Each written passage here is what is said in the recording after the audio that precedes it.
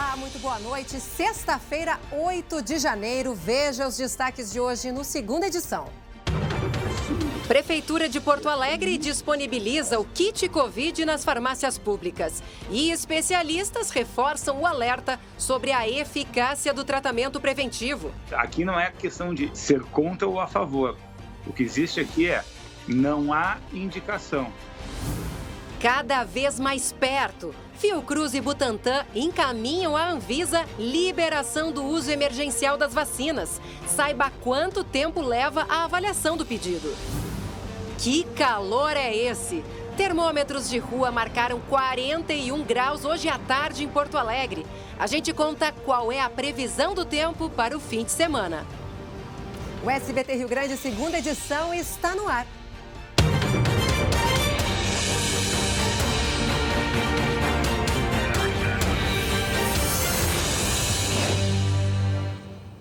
E a gente começa a segunda edição falando sobre o polêmico kit Covid. Já ouviram? A notícia de que a Prefeitura de Porto Alegre vai disponibilizar nas farmácias públicas um kit com medicamentos sem comprovação científica já deu o que falar. Especialistas alertam sobre os riscos do uso dessas substâncias. A Prefeitura publicou uma nota técnica com as normas para essa distribuição dos medicamentos. Olha só. Nas farmácias, a procura pelos medicamentos sem eficácia comprovada contra a Covid-19 aumentou depois do fim do ano. A gente tem, às vezes, até 5 pacientes por dia que procuram. Agora, o chamado kit Covid deve estar disponível também nas farmácias públicas. O anúncio foi feito pelo prefeito de Porto Alegre, Sebastião Melo, na primeira manifestação oficial após a posse. O kit é composto por hidroxicloroquina, azitromicina, ivermectina, vitamina D e zinco. Quase todos os medicamentos já estão nas farmácias públicas da capital. Falta apenas a cloroquina. O chamado kit Covid só vai estar disponível com prescrição médica. A Secretaria da Saúde afirma que está disponibilizando os medicamentos apenas para quando o profissional optar por este tipo de tratamento. O paciente vai ter que assinar um termo. No documento, ele reconhece que os medicamentos não são recomendados pela Anvisa e não têm eficácia comprovada contra a Covid-19. A Prefeitura afirma que a distribuição dos remédios não terá custo para o município. Essa medicação que muitos médicos usam do Rio Grande do Sul e do Brasil e que muitos pacientes querem. A nossa obrigação é deixar esse medicamento à disposição da comunidade. A medida é polêmica. A Sociedade Brasileira de Infectologia não recomenda o tratamento precoce contra a Covid-19 porque não há estudos qualificados para garantir a eficácia. Inexiste até o momento estudos que demonstram que qualquer uma dessas substâncias possui efeito sobre a Covid. Em julho do ano passado, os infectologistas já haviam descartado a hidroxicloroquina.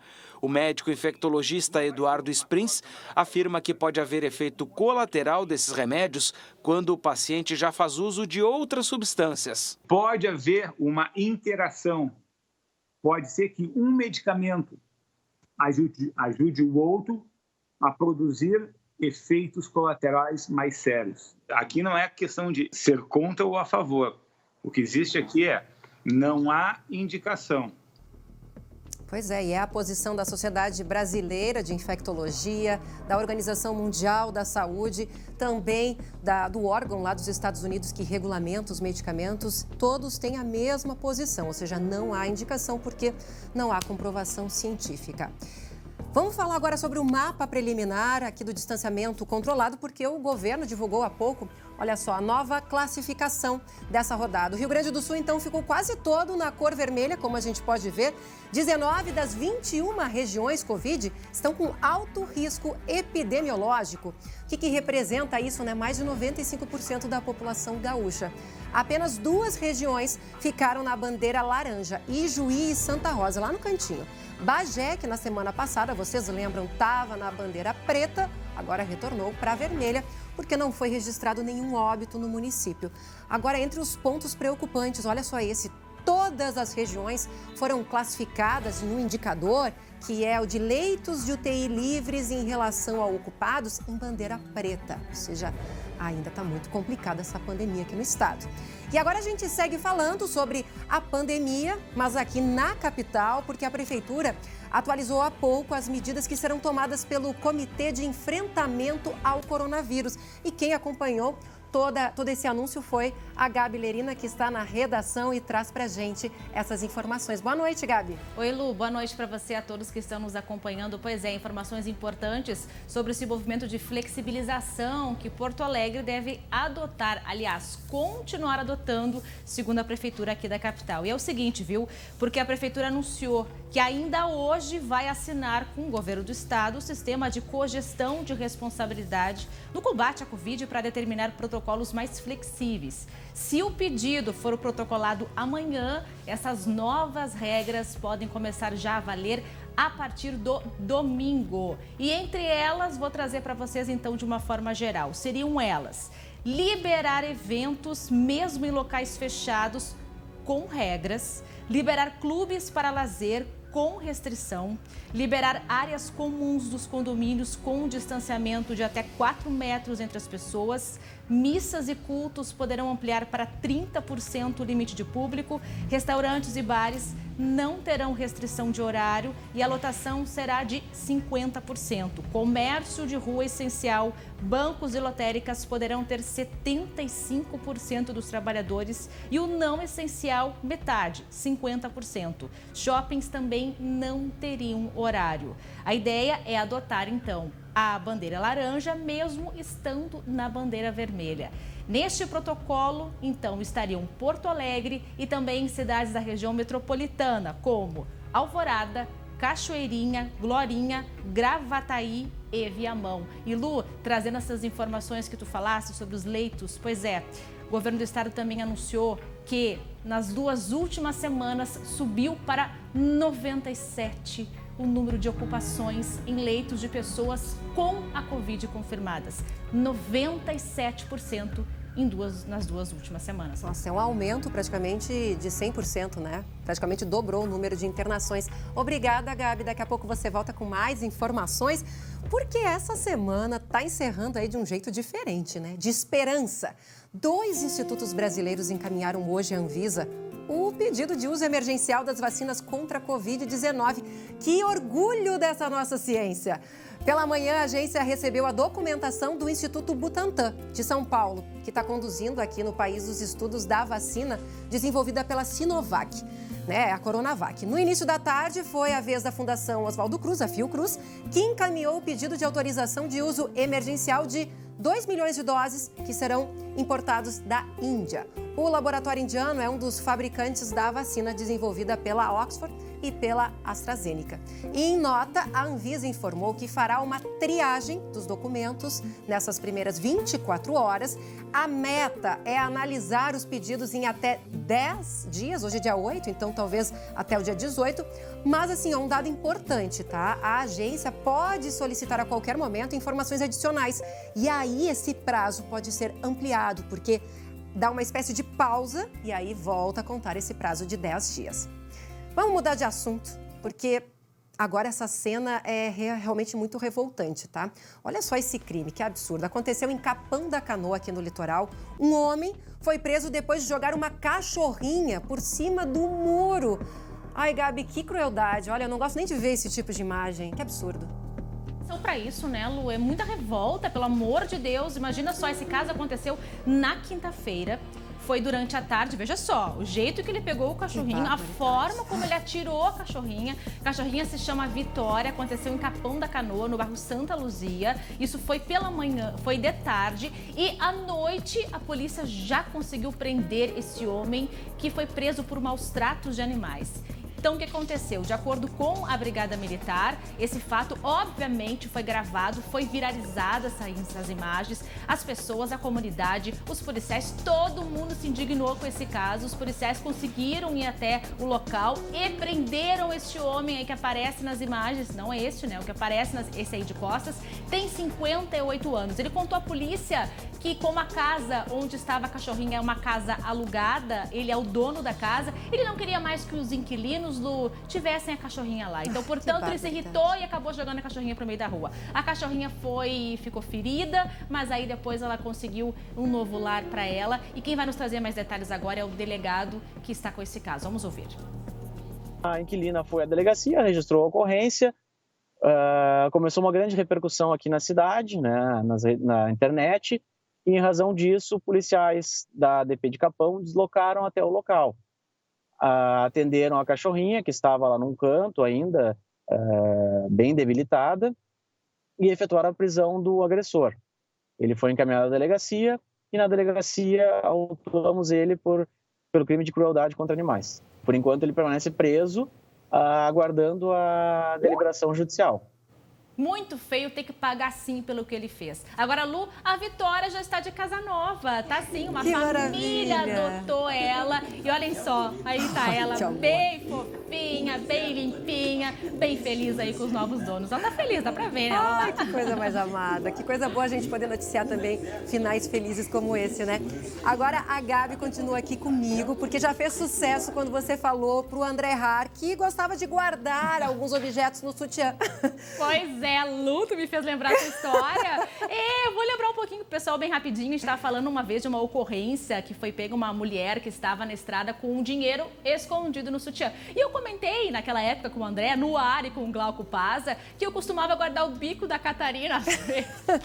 Pois é, mas agora teve uma mulher que foi flagrada roubando, furtando e guardando ali as semijoias no sutiã, é isso? É, isso aí não é nada legal, né? Isso mesmo, aconteceu esse caso aí, as imagens das câmeras de segurança flagraram toda essa ação e a gente começa a mostrar elas a partir de agora. Veja só a habilidade dela, muito mais habilidosa do que eu no caso, né? Porque eu não faço isso. Olha lá que loucura, isso mesmo.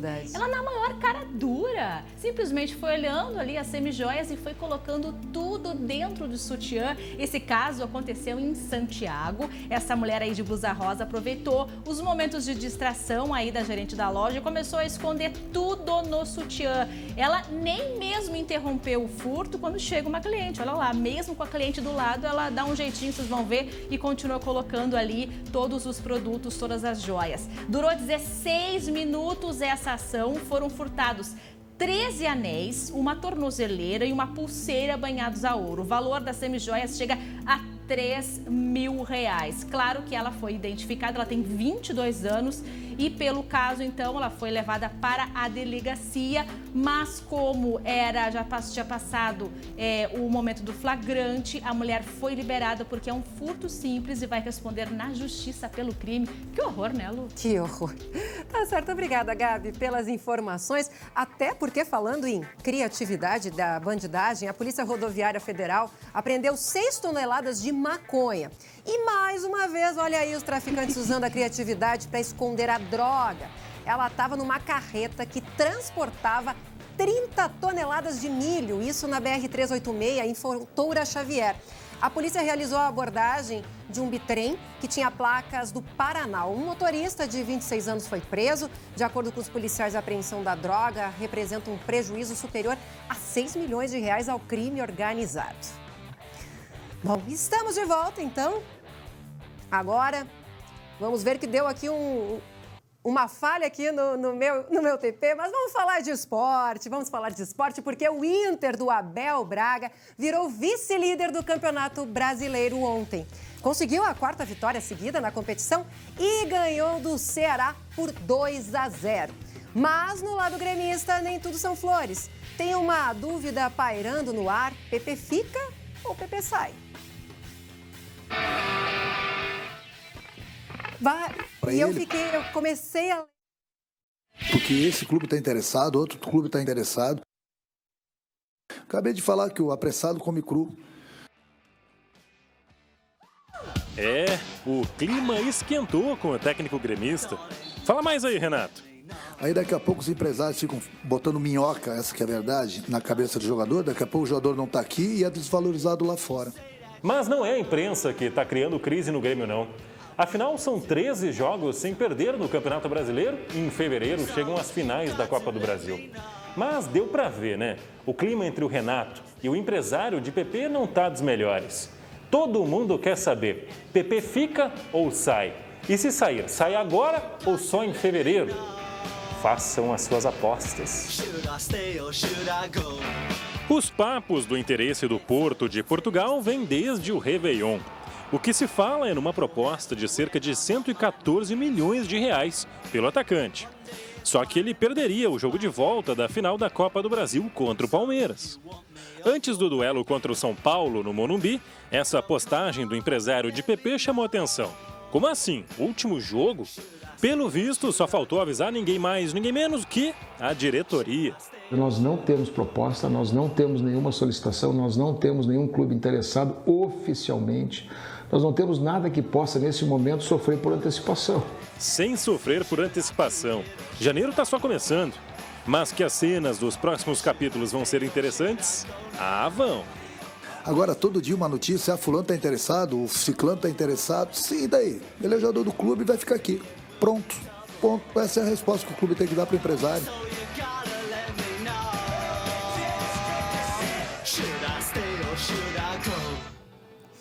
E ainda hoje, será que o país enlouqueceu de vez? Na crônica do Pinheiro Machado, o assunto são as aglomerações que marcaram o fim de ano. E a gente fala também do calorão em todo o estado nessa sexta-feira, né, Aline? Adianto que esse calorão vai continuar no fim de semana. A previsão do tempo é já já. Estamos de volta no segunda edição e sexta-feira é dia da crônica do nosso querido Pinheiro Machado, que tem uma mensagem importante para todos nós. Presta atenção.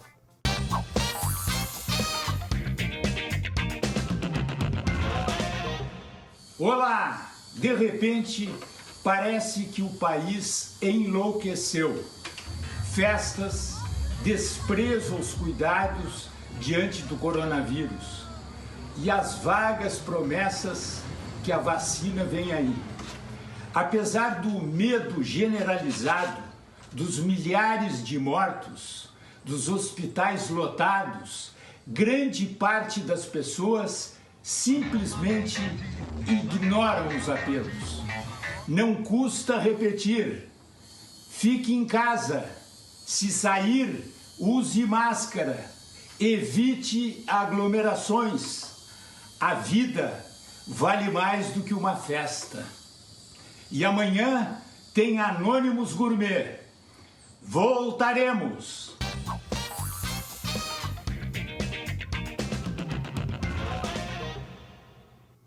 E agora eu convido a Aline Schneider para falar de um tema que foi assunto nessa sexta-feira, o calorão. Inclusive, fala direto do Vale dos Sinos, o forno aqui do estado. Deixa eu chamar também a Gabi, que eu sei que foi lá para o Vale dos Sinos, sofreu um pouco esse forno que foi a sexta-feira. Aline, que calorão é esse, hein? Lu, só se abanando mesmo só aqui se fora abanando. para aguentar esse calorão todo, né? Imagina, agora o sol já foi embora, o termômetro ainda marca 30 graus. Hoje foi o dia mais quente aqui em Novo Hamburgo. A temperatura mais elevada do Rio Grande do Sul foi registrada aqui no Vale dos Sinos. 36 graus e 1/10, mas alguns termômetros chegaram a registrar até 39 graus.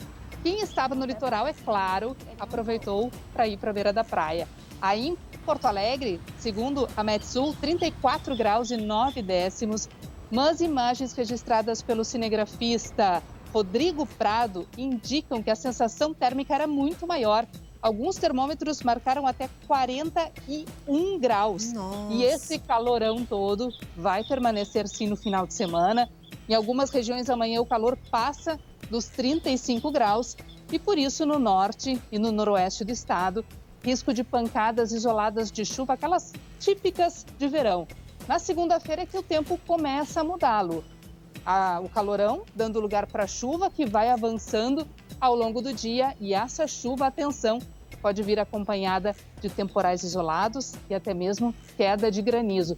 Só aguentando aqui fora, se abanando muito. E sabe o que vem junto com o calor? Mosquito, gurias. Estão quase me levando aqui. Próxima vez tem que trazer um repelente, né? A Gabi hoje foi pro Vale dos Sinos e sabe bem que quando o termômetro tá lá ó, com 40, 41, é porque a sensação térmica no sol, né, Gabi? É porque a gente tá fritando ali, né? Exato. Olha que terra mais quente essa tua, Aline. Por favor, tu tinha que estar na praia, guria, hoje. Adorei aquelas imagens daquele açaí na praia, né? Tu tinha que estar na praia pegando uma brisinha, né, Aline? Mas não se preocupa, gurias. Eu vou voltar pra praia pra continuar a cobertura lá do litoral. Que terra mais quente mesmo, Vale dos Sinos. Eu fui a Sapiranga hoje, a temperatura tava na casa dos 34 graus. Aqueles tipo bafão, né? Quando a gente entra no carro, hoje teve que descer do carro, entra no local pra gravar e quando a gente volta, aquela sensação de que tá pegando fogo no corpo todo. Um calorão. É verão, esse verão gaúcho é assim mesmo, né, Lu? A gente já tá acostumada, né? E a Aline, agora, só deixa claro pra gente, agora no início da próxima semana, então pelo menos a gente vai ter um alívio com a chegada da chuva, alívio tanto na temperatura como pro pessoal que tá sofrendo com a seca, né? Nesta segunda-feira, a previsão é que o tempo começa a mudar em todo o Rio Grande do Sul, mas aí também vem o alerta, porque a gente sabe que quando esse calorão tá intenso demais, o risco de temporais isolados e muito fortes é grande, inclusive com queda de granizo. A gente só fica esperando para a gente não registrar aquelas cenas de granizo que foram registradas em Santa Catarina. Não sei se vocês chegaram a ver. Claro. Parece que ficou tudo branco de neve, mas era tudo gelo. Pelo menos que isso não aconteça por aqui, porque mesmo com viagem, algo assim não é legal para ninguém, né? Com certeza. A gente espera que não haja nenhum temporal. Obrigada, gurias. Obrigada, Aline. Obrigada, Gabi. Um ótimo fim de semana para vocês. E para você de casa, eu deixo aqui uma ótima noite, um ótimo fim de semana. Segunda-feira, Marcelo Chemali está de volta. Eu retorno para a reportagem. E agora vocês ficam com imagens desse calorão. Tchau, tchau.